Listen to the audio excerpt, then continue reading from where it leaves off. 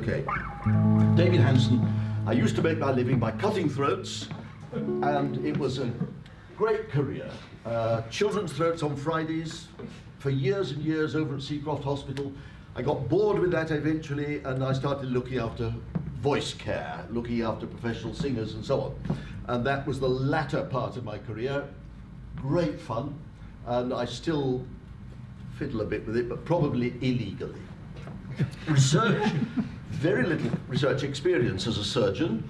The one series of projects I did was with a physicist from the Department of Architecture, whose great fascination was the physical parameters of large buildings. So for research grants, he would announce that he was hoping to travel to Spain and Portugal during the summer months, and would require on his visits a tape recorder and a bag full of balloons, which he would burst in abbeys, monasteries and cathedrals. He wrote prior to his visit to abbots and bishops and deans to say, can I come and burst balloons in your abbey? And they generally said yes, and that's what he did. Fascinating things came out of that. In the whole of the Iberian Peninsula, he found not a single ecclesiastical building with a reverberation time of less than about 8.5 seconds. In the British Isles, he could find no similar building with a reverberation time of more than about 3.5 seconds. You can't preach in a building that has a reverberation time of 8 seconds, but you can enjoy singing, you can watch the Mass very easily. So it's a perfectly obvious reason for why the Reformation occurred in Northern Europe. Sorry, that's slightly flippant, but an interesting story. It tells you something about what I kind of know in the realm of science. For me, what do I mean by science? I think of science in the European way. I think of science as the whole realm of scholarship. So I think that a historian is busy with a certain kind of science, sociologist and political scientist likewise. The main thing I think about there is that each of those studies is interested in theory. It's interested, even if an experiment is being carried out, it's interested in finding some modification to a pre-existing theory. Why does this work? Why does it work under these circumstances in this way, and so on? But there is always an attempt to get to a better theory than existed before. Theory is never interested in this rabbit or that person in that situation. Theory is always interested in certain universals, rabbits in general, or motor cars of a certain kind, or what have you. It always tries to avoid the individual in order to look at some aspect of things in a general way. So I asked the question there, who might Nissan employ as scientists? Name some different kinds of scientists that might be employed. You all know who Nissan are, don't you? They make motor cars, I think. What kind of scientists might they have on their payroll? Chemists? Good, I'm sure they do. Thermodynamics, physicists. I can't say that, but I'm sure that's right. Yes, yes. Engineers, yes. Economists, lawyers, lots of those. Design engineers, historians who are interested in certain developments within design of cars. There's a wide range of sciences involved in the study of any particular kind of thing. It's a matter of which window you're looking at the thing through. If you're looking at its value to society, then the economist, sociologist may be very interested in such subjects. If you're interested in the comfort of driving it, you could use a psychologist or two, perhaps. It's a matter of finding the right window to know the discipline through which an expertise will find the kind of universals that it's interested in. So abstraction is involved. You abstract one aspect, the economic aspect of motor cars, the economic aspect of sherry or whiskey. All kinds of things can be looked at through that lens of economy. Going with the aspect that you've selected, there will be a whole series of tools which are not suitable for other specialists, for other kinds of science. So that's another abstraction from the realm of possible interventions.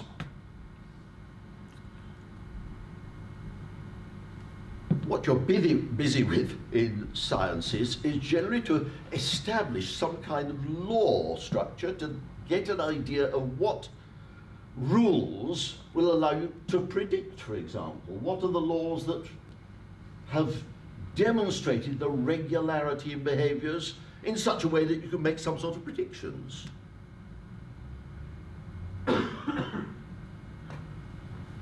You abstract, in doing science, some one variable from all the others. If you're busy with experiments, you have to keep lots of things at a constant level in order that a variable can be studied in isolation. You have to abstract that variable from the totality of what's going on. And you have to try and eliminate your subjective preferences from the way you conduct the experiment, from the way you write it up, and for that matter, for the way you try to get it published. There are certain obligations on you in science to see that all of those subjective preferences can be suppressed in order that the work you're doing has a general applicability and an opportunity for being received widely. Grounding science in the Bible, well, that's an issue. What's the Bible for, we have to ask. And I would start off by saying that the Bible is not at all a theoretical book. It contains no theory, and I would say it doesn't even contain theological theory. No writer in the Bible stands back from the situation, folds his arm and lights his pipe, and says, well now, let's think about that a little more deeply. Biblical writers are always concerned with practical life, with the relationship of you and your brother or sister, with you and the outsider, with you and the world that you have some power over.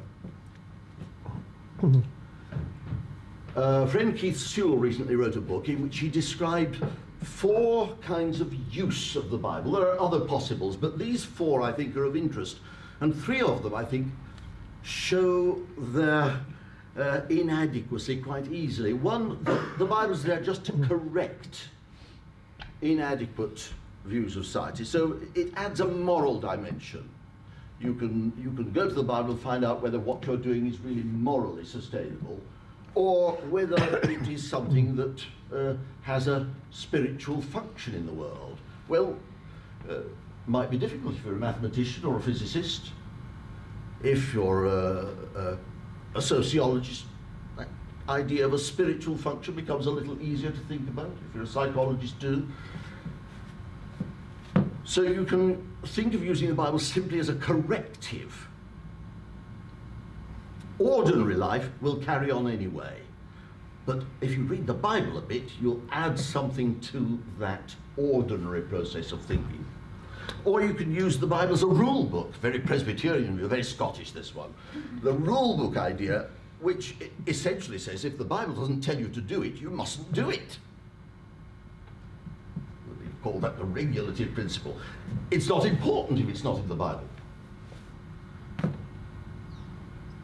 Another one is the exemplary thing. That's a typically Anabaptist thing. You look for a model in the Bible and you try to get back to that situation. You try to abstract yourself from the time in which you're living, in the situation in which you are, and try and rebuild a model situation that existed in some golden age, whether it's the 16th century or the 19th century or back in biblical times.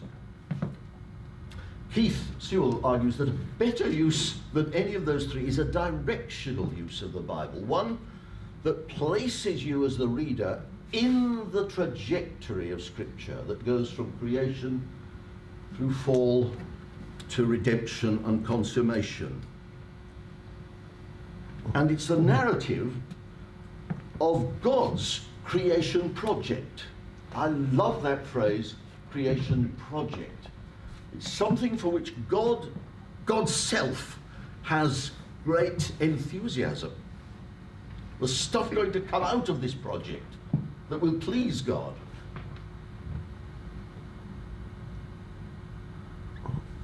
So creation, fall, redemption are a useful way of looking at that trajectory in which you and I and all of creation sits. Whatever is not God belongs to the creation. There isn't, as it were, another supernatural realm which injects other kinds of things into the creation. If everything that is not God belongs to the creation, you have to reckon with the fact, and it's a comforting fact, that Satan and all his angels are merely parts of the created order. They're not equal and opposites to God. They don't have that original power, but on the wrong side that God has on the right side. They belong to the creation as perversion, as parasites. Humans, appointed to exercise rule and care of the creation, stewardship, abdicated that responsibility, not wanting to be beholden to the Creator. And idolatry forms, on that account, the first major and central sin of human beings. But the project, go back to the word, do learn to use the word, the creation project was never abandoned, is not abandoned now, and has been rescued and forever. Well, what are we for? Human beings, what are we for? It's all very well to say with the Westminster Catechism that we are intended to glorify God and enjoy Him forever, but I'd like to have some sharp edges somewhere in that definition. What is it? What's it all about? Well, our existence, our cultural mandate, our marching orders are the administration of God's creation project. And what it entails is that there's more that matters to God than human beings. We are not the only things that matter to the Creator. It's not a commonly thought about issue, but it's a fact that God is concerned about parts of the creation that are not you and me. However, we are wholly, intricately, inescapably intertwined with the rest of the creation. We walk on it, we breathe it, we eat it. It's absolutely essential to everything that we are and do. So that idea that there's more that matters to God than us is very well brought out in that verse in Genesis 2. If you read the Genesis 2 story, you're told about the garden which God plants, but there's no water falling on it, there's no rain, and there's nobody to look after it. And in the same sentence, so God creates the human being. The project is there in Genesis chapter 2 before the decision to create the human being.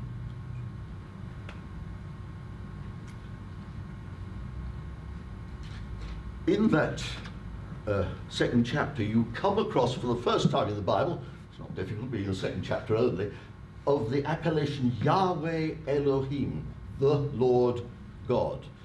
That's a very unusual description of name for God in the Old Testament. It's not the common description.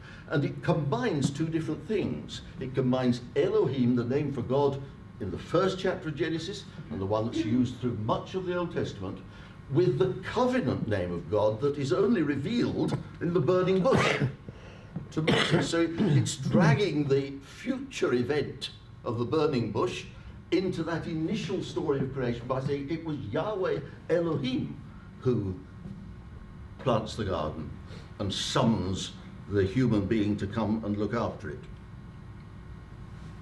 So creation is covenant work from ground zero upwards.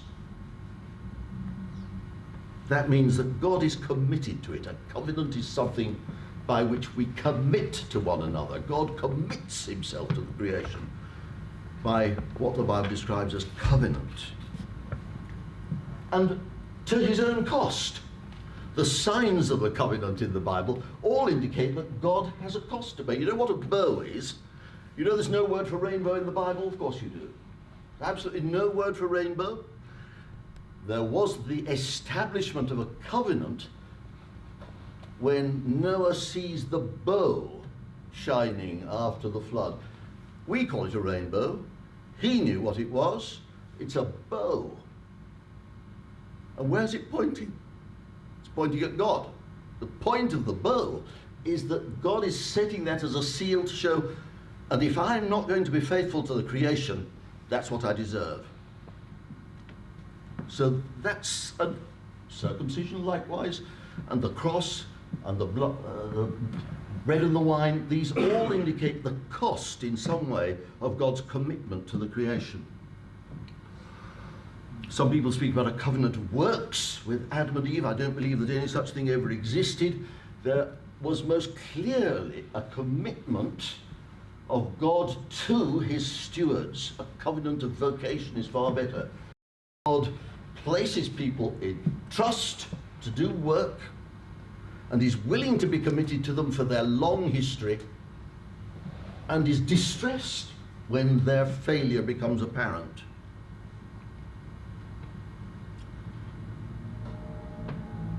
Covenants are sometimes divided up in extraordinary ways. I'll blame a Dutchman for that, Wittius, Johan de Witt, who published these huge volumes on the economy of the covenants, and it goes on forever and a day. I'm pretty convinced that there is only one covenant, and it's the covenant God makes with the creation as his project forever.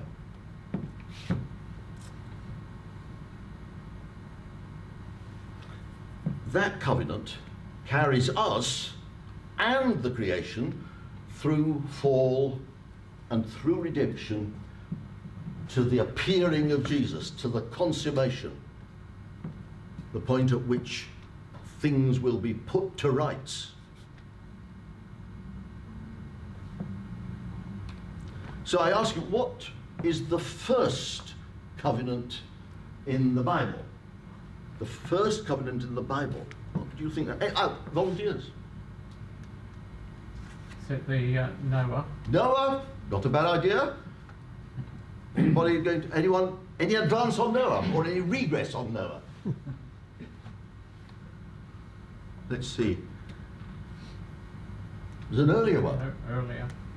But it appears later in Jeremiah. But think of that God describes his unbreakable covenant with the day and with the night and with the fixed laws of heaven and earth. Jeremiah is given the message to warn people, don't believe God's going to give up on you that easily. God will fail in his covenant with David if you can persuade him to break the covenant that he has with the day and the night and the fixed laws of heaven and earth. Psalm 119, all about God's law, makes this very reassuring comment that God, Lord, you established the earth and it endures. Your laws endure to this day. All things serve you. And even under sin, even in rebellion, the nature of all created things is still to serve God. That's their purpose. That's what they're best fitted for.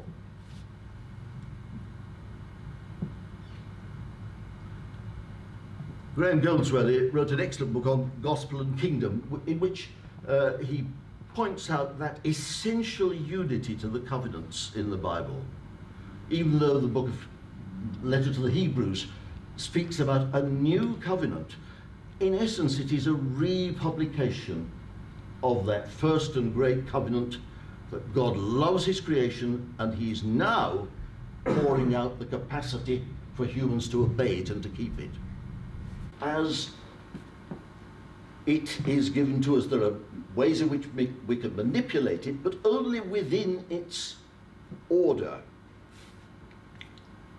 There is such a thing as creation order. It may not be as static as people might have once believed, but it's an order nevertheless that allows us to manipulate and also provides boundaries to our manipulations. Reductionism is one way in which that givenness is rejected. C.S. Lewis talks about nothing buttery. The creation is nothing but atoms, is nothing but this or that or the other. And reductionism may seem quite wise and may seem truthful at times, but it always narrows down, it constricts the colourfulness and the manifold wisdom which God's works show. It's a very dull world. Materialism is a dull, dull place to live. Romanticism is a dangerous place to live. As Mark used to say, go and do what your heart tells you to do, young Adolf.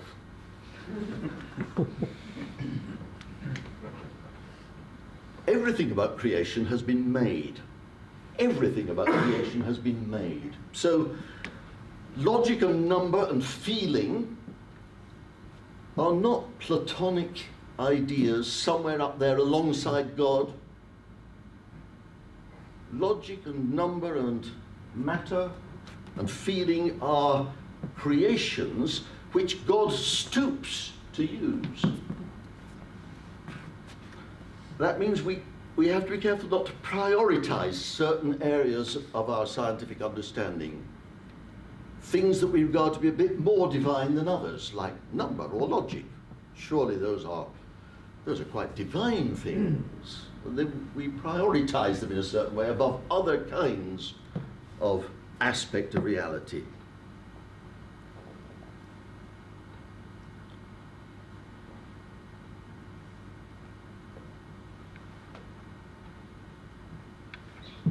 We can study the heavens. It's interesting if you read Genesis carefully that the heavens and the earth, that's the Old Testament, the Hebrew phrase for the cosmos in the New, the heavens and the earth include that firmament in which the birds fly.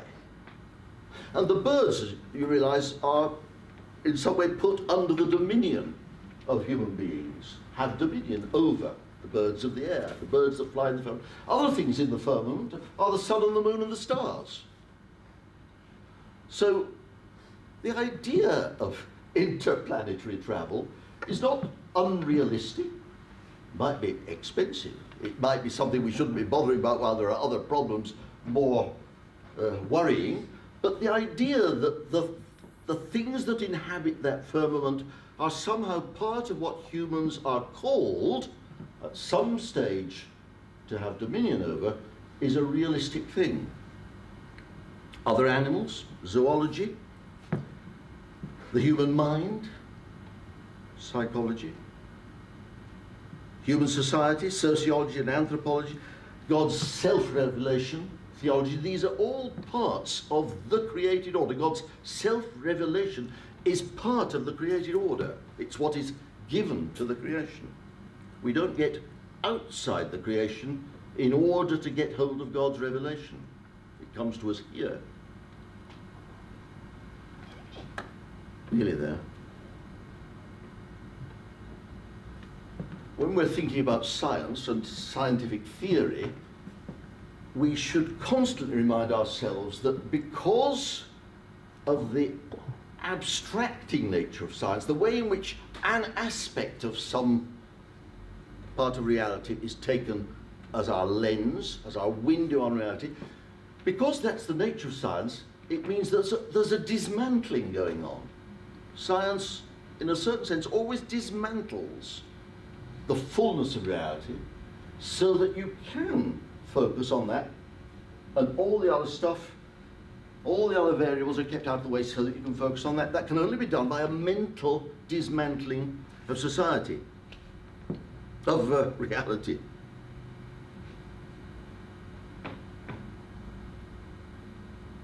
Another thing about science is that what I know, without the need for scientific investigation, is pretty well always more important than what I need scientific proof for.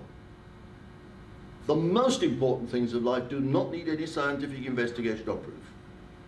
You know who you are, you know who your parents were, you know that those childhood memories are your memories,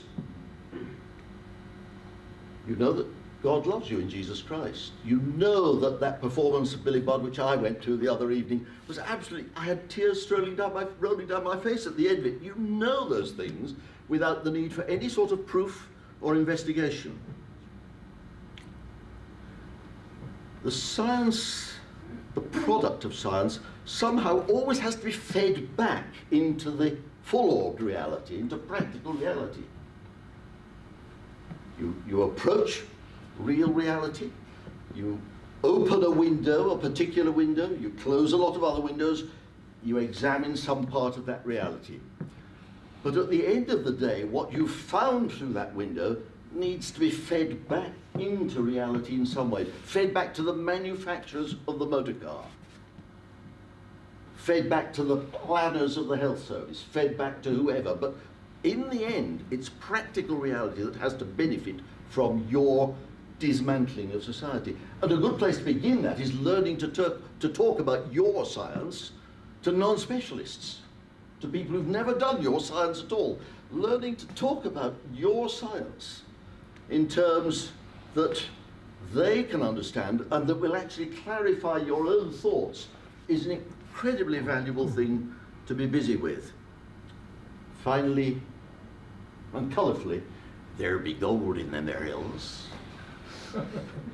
I'm speaking from the Bible, of course, and I got no further than Genesis 1. Because, as the geography of Eden is described, a geography that I don't think any modern geographer would recognise, a river is said to pass through the land of Havilah. And in brackets, the writer of Genesis 1 says, and there's gold in that land, and aromatic resins and onyx. And the gold of that land is good gold. This is all in Genesis 1. You've not got very far into the Word of God before you have that extraordinary little parenthesis. Genesis 2. Pardon? Genesis 2. 2. 1. Isn't it this?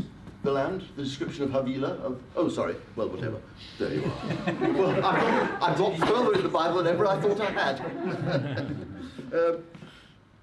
It's an interesting parenthesis, isn't it? Gold, aromatic resin, and onyx. What use are they? Well, first of all, they're no use at all where they live, where they're found. And when they have a use, it's always a luxurious use. There's nothing utilitarian about gold and aromatic resin and onyx. In order to make them useful in any way, you need craftsmanship of many kinds. You need people with observation, people with memory, people who've been able to write things down or make notes about where certain things are, either in the forest or in the hills or wherever. People who have learned prospecting skills. And when you've found the stuff, what do you do with it? You've got to mine it, you've got to develop tools that will actually allow you to get at stuff. After which you've got perhaps to melt it, or distill it, or carve it. And if any of that's going to be useful, you've got to find ways of marketing it, transporting it, working stuff, by the way, to chains or ornaments of various kinds, marketing it, transporting it, and then passing on those skills to other people. Because you don't want to lose those skills, you want them to continue in the world and to be valuable to others. So within that very simple parenthesis, you have a picture. It's not a command. The writer of Genesis isn't saying, go and do likewise. The writer is saying, and that's what there is out there. But it opens a picture, an imagination in your mind of a cultural history lying in front of those people, which they could never imagine, Certainly nothing like we are experiencing today. That's far beyond their imagination.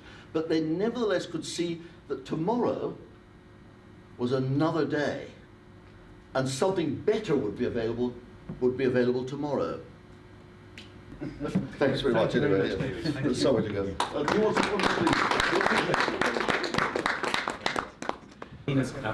should have introduced David a little more, but he introduced himself. Eline has done PhD in archaeology at the University of York, and then worked at Liverpool, John Moores, doing work in paleoecology, and she's now just moved to Durham.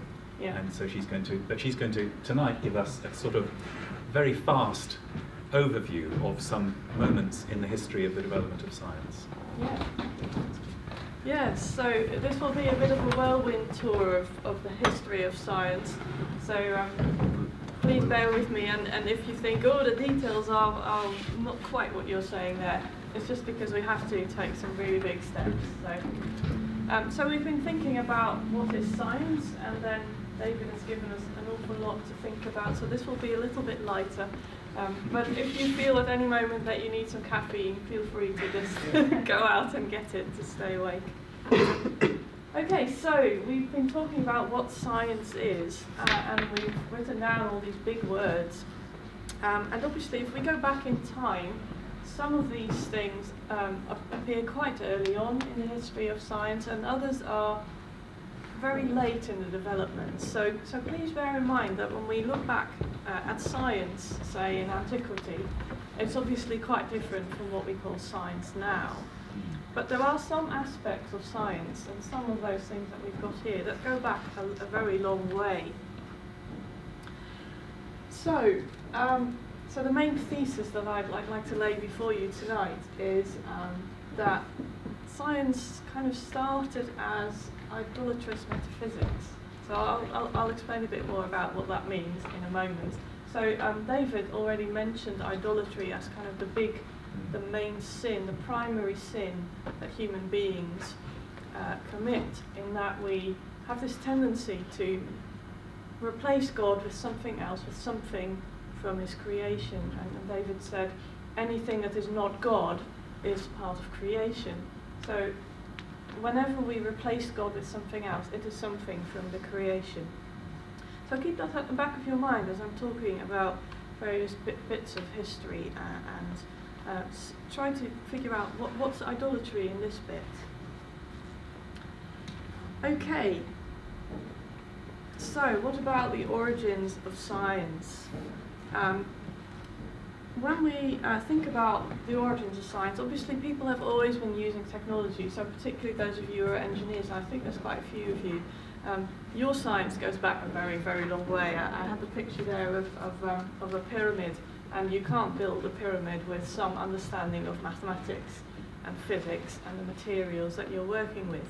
So some of these sciences go back a very long time, but obviously at that time there wasn't the sort of this whole pattern of experiments and evidence and explanation that we have now. So I just wanted to think a little bit about the words that we use to describe science. So first of all, science itself comes from a Latin word meaning knowledge, scientia. And we've also touched on theory. That comes from a Greek word meaning seeing. And then the Greek word for knowledge, I thought was quite interesting, is oida. And that comes from a root, waidon, which means I saw. And that goes back to an Indo-European root, wid, which again means to see. And our modern word wisdom also comes from this root. So I thought that was really interesting. So knowledge and seeing, just in the words that we use, seem to have some connection. And in Greek culture, quite early on, what we see is a move from seeing, explaining the world based on what we've seen in religion and revelation, the sort of prophetic seeing, and then looking on that basis, from that basis in revelation, looking out at the world and seeing what the world is like, to thinking, asking these big questions that I've mentioned, metaphysical questions. So that means metaphysics, Meta is what is behind the physical world. So these big questions like, what is the nature of reality? What's the meaning of life? And what happens when we die? So those kinds of big questions. And they were trying to find a unified theory that would explain the whole world in one fell swoop. So just a basic thing that would explain everything. And that would also make the gods superfluous. So there's some sense of idolatry in that if we find the one thing in the world that explains this whole world, then the gods are not really necessary anymore. So the first sciences to emerge from this is a very familiar picture, I think, to many of us. The School of Athens by Raphael, and it depicts a lot of Greek philosophers, but also some people who are engaged in what we would now regard as science or scientific bits of research. So we have, for example, Ptolemy, who was an astronomer, and his system of astronomy basically was held up until Copernicus and Galileo came on the scene. And by the way, he didn't believe in a flat Earth, but his system stood solidly for almost 2,000 years. There we have Archimedes, who was involved in physics. He's the guy from the bath and saying, "Eureka! I found it." I think this is an apocryphal story, but that's what everyone knows about him. And then we have one of the big men in the middle, Aristotle, who didn't just write on ethics and logic and all that, but he also wrote a big book about biology and physics. He was interested in astronomy. He basically was interested in everything, and he wrote stuff about everything that was very influential for a very long time. And there we have Pythagoras. You've all heard of Pythagoras. He was a mathematician. So let's think a little bit about Pythagoras. So he is most widely known for the Pythagorean theorem. There it is. We've all learned that in secondary school. A squared plus b squared equals c squared in, what's it called? A right angled triangle.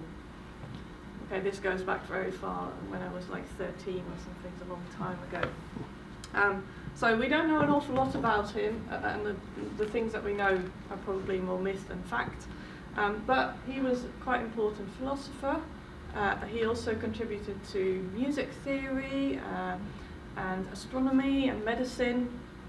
But he had this idea that number was what he called the arche, the beginning of everything. And everything has come from number, and number is kind of what everything is based on. Everything is number at its very deepest level. If you go very deep into it, it's all number. So for him, number was God. And David already mentioned that anything that is created is not God. So for us as Christians, this is an idea that we can't really work with. Even number is created by God. It might be something really difficult for you to get your head around. I find it very difficult to understand. But number is not something that exists out there. God has created number. And Pythagoras actually went so far as to worship number. You see that triangle with the 10 dots? The number 10 was the perfect number, and I think he actually wrote a hymn to the number 10. So he took this really, really far. And you might think this is a bit odd. He was just a bit crazy. It's so long ago, they had weird ideas then. But actually, if you move further into history and you come to modern times, really, Leibniz, a famous philosopher, had a very similar idea, really. He was asked once whether 1 plus 1 is, what is 1 plus 1 is 2? Is that always true? And he said this: it's an eternal and necessary truth, which would not be affected even if the whole world were destroyed and there were no one to count and no objects to be counted. So he's basically saying number is there, and it doesn't really matter whether we are here, and it doesn't actually also really matter whether God is there, if you kind of take it to its conclusion. But anyway, let's return to where we were in history, because I've just fast forwarded now quite a bit. So the Greeks and the Romans, at some point their civilization kind of collapsed, and we enter the medieval period. So a lot of knowledge was was lost at that time, but still there was a fair bit left. And it was kind of widely accepted that the ancient Greeks had discovered everything that was worth knowing. So the function of reasoning and thinking was to elucidate and to explain what the Greeks already knew. So that there was still a lot to do, obviously, and people wrote big books, but it was more about observations and not experiments, and not sort of going out and going into the world and finding out new things. There were some really quite big developments in technology and in medicine, but not too much in what we would call science as we kind of see it now. This had something to do with the ideas that started to develop about knowledge and sources of knowledge. So different sources of knowledge were kind of teased apart. So we have logic and reason, we have experience, and we have revelation. And what we see over this period gradually happening is that reason starts to become independent and autonomous. Independent from revelation, we don't really need that foundation, we can just think on our own. And obviously that's something that you may recognize from someone like Descartes, which is a bit later. But it has its roots back in medieval times. So obviously this is very, very at the very start of this route. So Abelard was a Christian, he was a professor at the University of Paris, and some of these ideas kind of start to surface slowly. So he is most well known for a rather tumultuous relationship with his pupil called Eloise, but he also wrote some big books, and one of those is called Sic et Non, which basically means yes and no. It's a good title. It covers what the book's about. So he brought together lots of passages from Scripture and from the early church fathers, on 158 topics. So he was a busy man. He worked on this for quite some time, I would guess. And he brought together conflicting opinions on these topics. So he said, Augustine said this, but this other guy said that, and hang on, it's not the same, they're conflicting. And so he didn't offer some kind of reconciliation of the different views, he just let them stand next to each other. So there is this idea developing, okay, hang on, we need to use reason to think about revelation.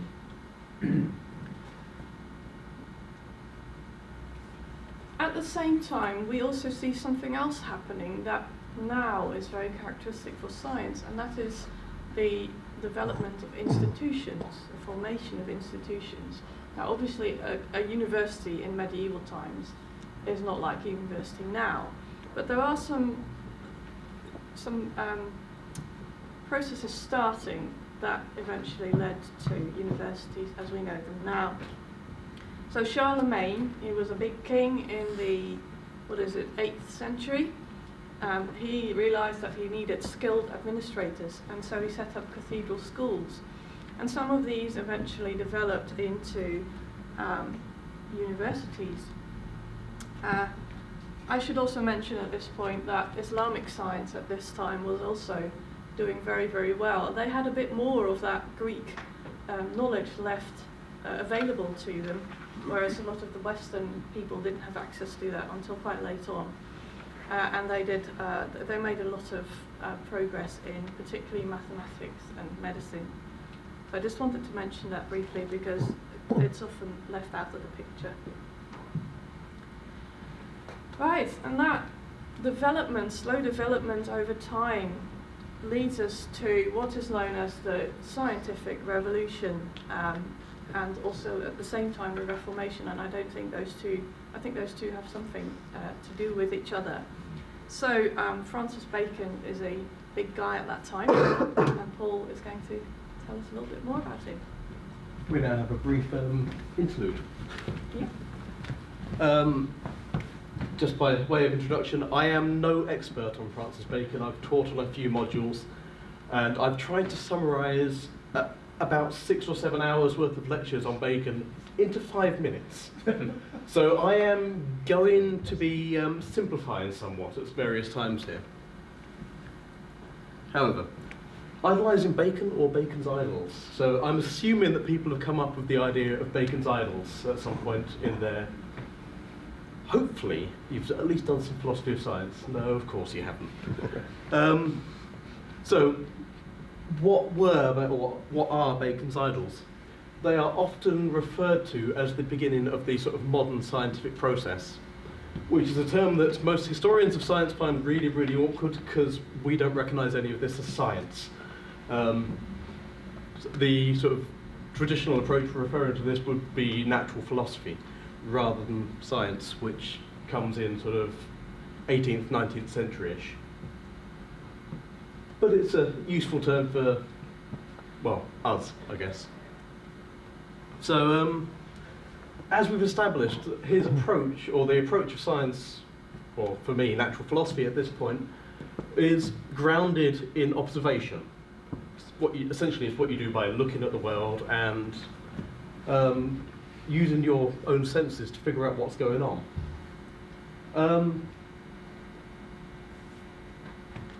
But he noticed there are certain things that really get in the way of your understanding of what you're looking at. And he described these as idols. So he comes up with 4 basic idols that he thinks impact the way that people observe the world and influence the way they interpret this. So the first one that he comes up with is the idol of the tribe. And this is essentially the human tendency to perceive more order and regularity in systems than truly exist. We really, really like ideas of order. So occasionally we'll look at something and just extrapolate it beyond where it should go. We see order here, and therefore there must be order where we can't see it. So he was basically saying, you know, we want to avoid doing this, and really we can only comment on things at this point that we can see with our senses.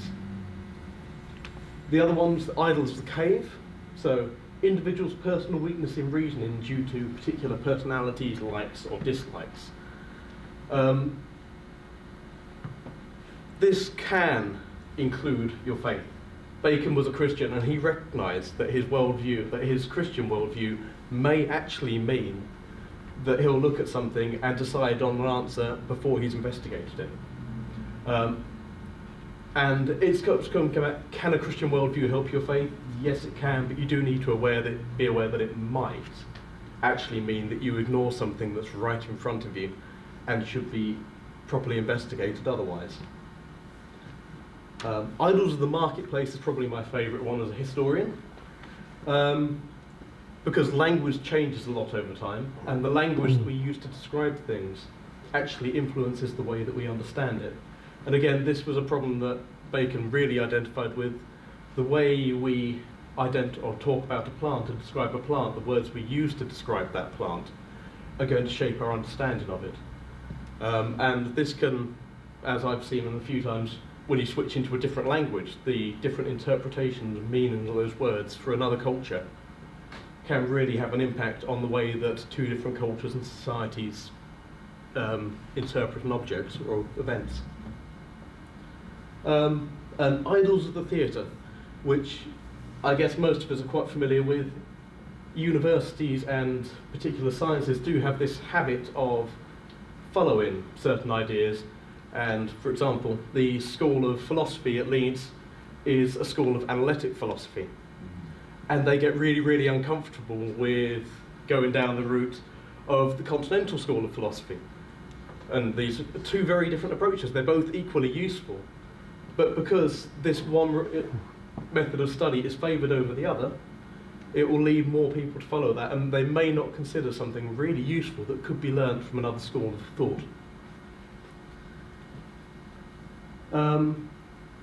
And then this comes down to what he was actually intending to do with this.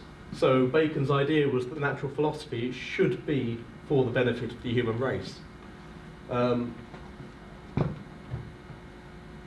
to be honest, it's actually much better for me to let that quote speak for itself, rather than trying to explain it too much further. But the main point is with this, that he actually saw it as a means of exploring God's creation, and then actually utilising it. For Bacon, there was no point in doing any of this if it didn't have some form of utility.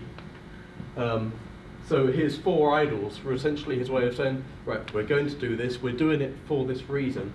And these are things that we need to be a little bit careful of.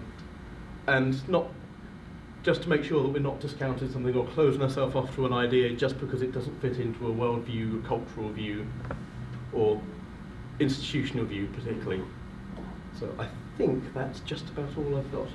And well within 5 minutes. Great, thank you, Paul. So that was Bacon. So at that time, so sort of 16th, early 17th century, people start to move away a little bit from these really big questions. Obviously, there were still lots of philosophers who were thinking about the meaning of life and what is reality really like. But there was also a separate strand developing, which Paul already mentioned, as natural philosophy. So it was still seen as part of philosophy, but it was about the natural world. And people started to do things like experimentation. So that's the experiments are coming in and the observations. So there's this step away from these really big questions and focusing more on particular aspects of the world. So, for example, asking questions like,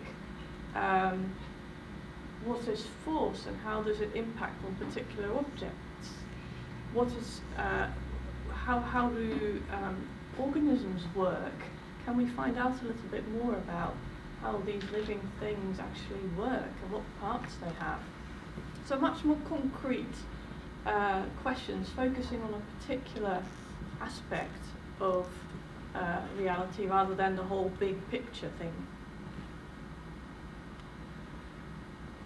So behind this and underneath this, there was still this belief in God as a lawgiver and the orderedness, how do you say that? the orderliness, that's it, of the world.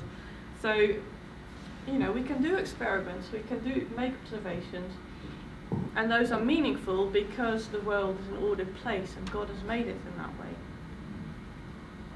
So in a way, science was still embedded in biblical wisdom. So this is a very broad, sweeping statement, but I think there is some truth in that. So going back to things like what Augustine said, believe so that you may understand. You need to have a foundation in belief in knowing that this is God's creation, that He is cared for, that He has designed to be able to come and understand. So we get the natural philosophy, and it was explicitly presented like that. So this is Newton's most important, or most well-known work. Usually people know it as the Principia Mathematica, but the full title is actually translated as Mathematical Principles of Natural Philosophy. So there's the natural philosophy again. And then that slowly developed, and then we get the Enlightenment period, where again experimentation became more and more important, but also this idea that reason can stand on its own and can be autonomous became more and more important. And a lot of people started to move in the direction of deism, so God created the world, but He's kind of standing back and watching, and He's not too involved in it. Which kind of went quite against what David was saying about God's commitment to the world. I think God's commitment to the world is something that He expresses through His daily involvement in the world. And I don't mean miracles, I mean the way He upholds His creation through the laws of nature. Things like materialism are starting a little bit. So again, that we have this idolatrous idea that we can try to find the fundamental part of creation that everything else depends on. So is it matter maybe? People started to ask those kind of questions. And in terms of the sort of institutional side of things, we get scientific societies. So there, for example, is a picture of a meeting of the Royal Society, and Mr. Newton is there in his chair. So such societies where people met and started to exchange all these ideas. And then that developed further, so natural philosophy partly became natural theology, So people are trying to show how nature elucidates revelation. So this is again where the Christian perspective comes in a bit more. So William Paley is one of an important exponent of that, mostly known for his watchmaker analogy. You may have heard of that, where he describes the world as a clockwork and God is the clockmaker. So that brings us all the way to the 19th century, where we get a professionalisation happening, and Claire can tell us a bit more about that. Great.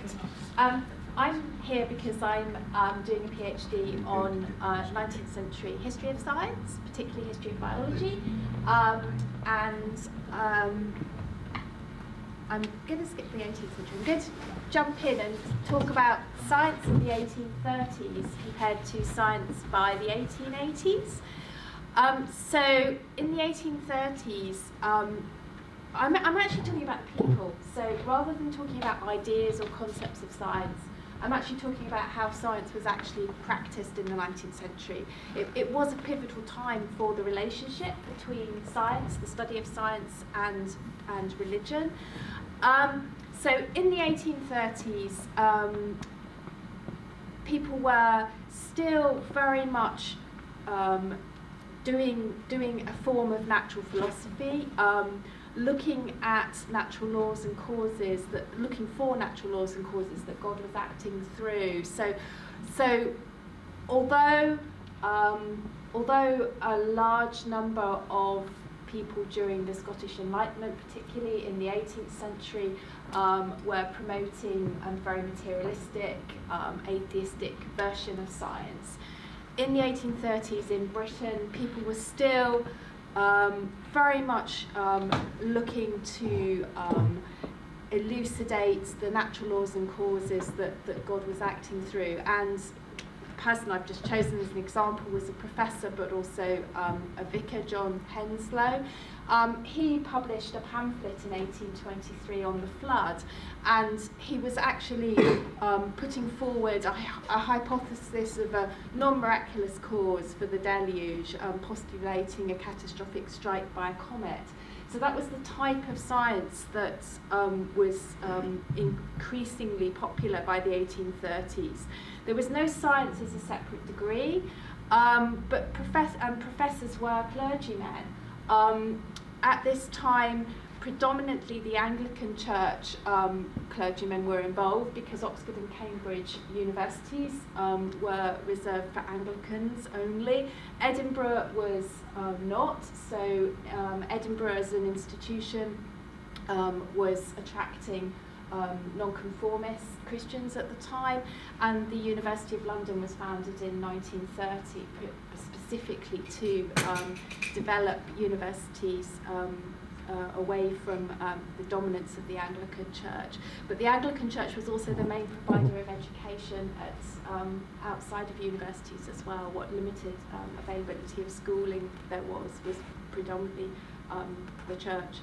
So from an institutional point of view, the church was very heavily involved with science. That situation, however, changed by the 1880s. So in quite a short space of time, there was this professionalisation going on in science. During the first part of the 19th century, science was very much a God-centred project designed to investigate the Creator's handiwork, pursued by clergymen and gentlemen. And by the end of the 19th century, science was defining itself in its own rights and being pursued by full-time paid professionals. So part of the story in the 19th century is of science becoming secularised, but via professionalisation. The scientists were particularly encouraged by Thomas Huxley, who's quite famous as being the person who defended Charles Darwin's ideas. He's often referred to as Darwin's bulldog. Huxley wanted science to be the authority in society for knowledge about the natural world, and he was particularly antagonistic towards clergymen who were still working as sought to establish the sciences in schools and as university subjects. At this time, we do have an increasing amount of experimentalism going on, although that did have its roots in the 18th century. So experiment isn't a new thing at all. It's been around for a very long time. What was new now, though, was the fact that the professionalisation, the political professionalisation activities by people like Huxley were effectively creating the image of a conflict between science and religion, and that's an image of a conflict that was constructed in the 19th century and that we still live with today. But it was very much a result of this professionalisation process that happened in the second half of the 19th century. So there is a history to the idea that science and religion are in conflict. They certainly weren't as much in the beginning of the 19th century as they were towards the end. Modern science, as we think of it today in the 20th century, well, by 1914, the beginning of the First World War, science was fully professionalised and increasingly commercial as well as state-funded, and I think that's really important. That's a huge change that began at that time. And also specialisation increases, so it's very difficult to identify what we mean by the scientific method.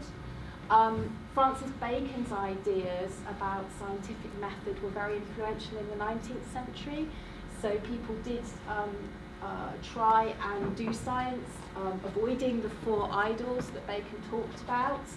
And this is the origin of our idea today of scientific objectivity. That originated largely with Bacon's idols. So it's quite an old idea that science can somehow be objective in its method. So features of science, well, we've talked a little bit about this already, but the ideas that hypothesis testing by experiments, collaborative work is not something I don't think that we mentioned, but that is very much a feature of modern science, certainly by the 1930s. Collaborative research programs between different nations as well started to develop. However, a kind of overriding thing was that all conclusions are tentative until the evidence mounts to produce consensus and produces a scientific fact. But that scientific fact is still open to criticism. So that's a sort of key idea that developed in the first half of the 20th century. So that's me done. That's a very, very general overview of what was going on, but the key point I think that we felt was that the professionalisation story, the political story, is important in understanding how science and religion interacted in the 19th century, and explains partly where we got to at the beginning of the 20th century, having science as something entirely secular. Thank you. Eline has had to go for her train, as you see. She will be back next week, so we'll be able to thank her properly then. But she has left us, I think, with possibly one last slide. And it's a pity she's not here, but I will try to say something about this, because we've been on a sort of tour de force perhaps, of history of science, and we've had various perspectives, and we've had various, I think you've probably sensed some ambiguity about when science began. We've had several different suggestions about where the roots of science can be found. Is it in Eden? Is it in ancient civilizations outside of Israel, such as Egypt or Greece? Is it somehow in Europe, perhaps in the medieval period? Is it in the 17th, 16th century of the scientific revolution, or even more recently? So that's still an ongoing question for us. But this idea that Eline floated at the beginning, that we might say there's a sort of pagan metaphysics or idolatry at the beginning, where people are asking what is life, what is reality, what is mind, or whatever. And those are philosophical sorts of questions, and science gets going, as she suggested, as we start to narrow the focus a bit and say, well, how do things fall? What happens when things hit each other? How do things grow?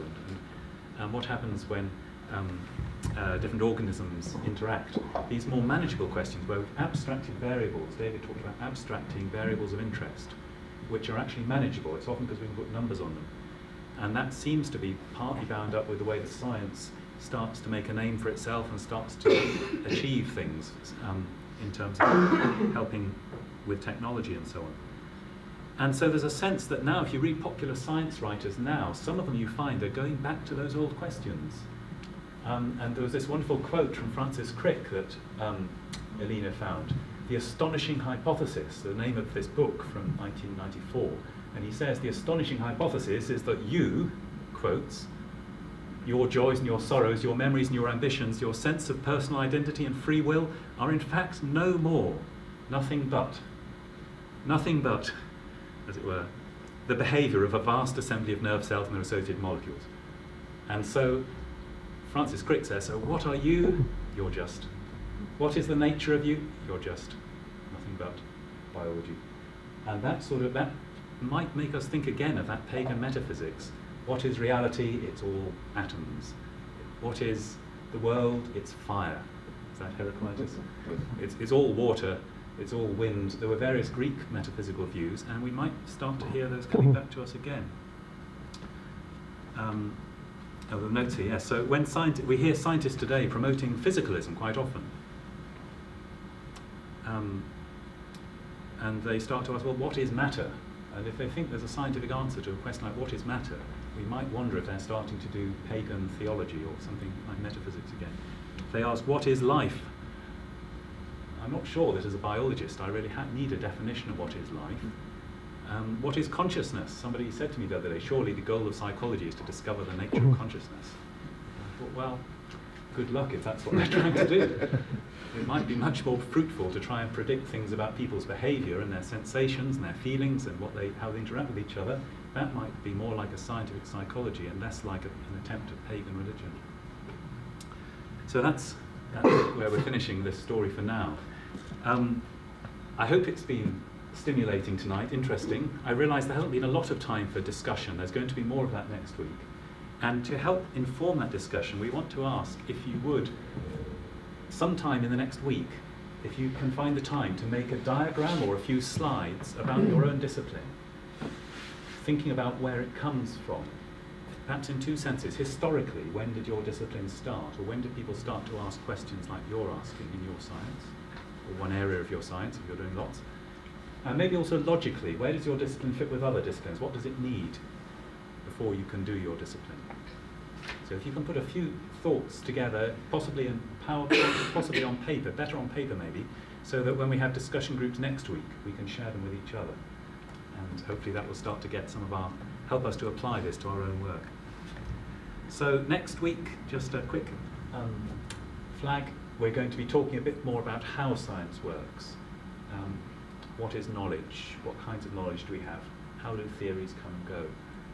And starting to think about how a Christian approach might help us. So Eline will be talking, Mark over here will be talking, and I will be talking a bit more.